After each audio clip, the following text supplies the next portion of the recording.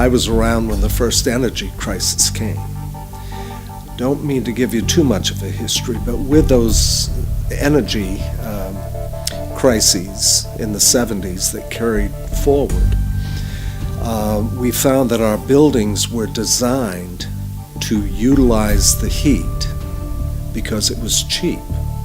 Consequently, most of the buildings were kind of like chimneys, and the whole idea was to melt the snow in the cold regions. And so, with that in mind, I'll focus just on New England.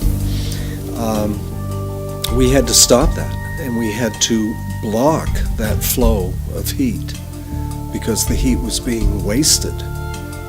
The newer philosophy, the cost of fuel going up and so forth.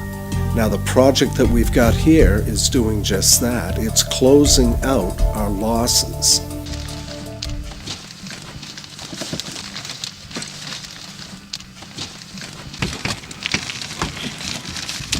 A single-family home in Maine, the average heating use is 1,000 gallons a year. This building is maybe only 15 times the size of a single-family home, but it was using 36,000 gallons a year. So more than twice what we would expect for the number of square footage that they have in building to heat.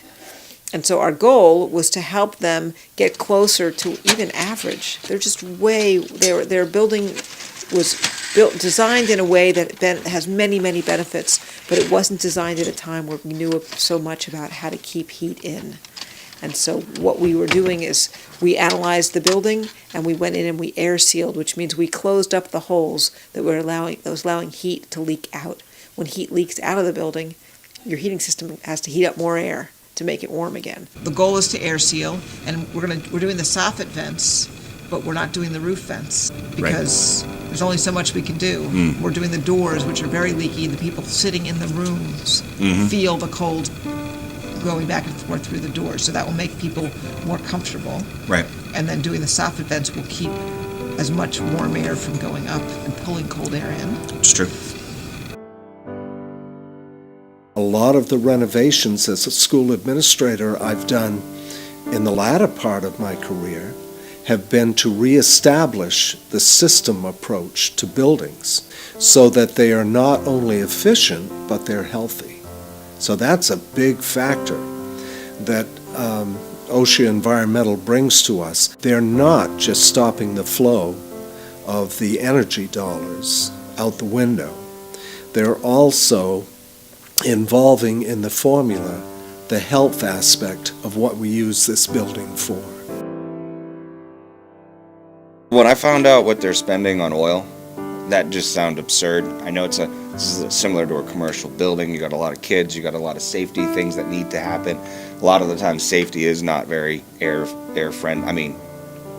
efficient when it comes to saving money. It's more about egress and less about, saving a few dollars on oil. But their oil bill, it's big, and I would think, if anything, we just make it that better. I mean, that's going to give more money into their budget. They're going to, maybe bring back something. So that's what I want to do here. Everybody is trying to get it to slow that heat loss, and everybody comes at it with a different approach. We're trying to put insulation in and keep that insulation at the right temperature. So that's another unique thing. It changes the way you do things. I started talking about it at school board meetings, really to look for ways to save money for the taxpayer. And my thought process was, well, if we can save some money, because it's quite substantial, our fuel bill, and if we could save 10-20%, that's a lot of money. And to me, that's money that we can reinvest into education. The hallway out here in front of my office was always drafty and freezing. It felt like you were outside. I do have an outside door right across from my office, but it really wasn't open all that much to make a difference. And the week that you guys were here, I noticed a difference out in that hallway instantly. There was no draftiness, it just felt comfortable and warm.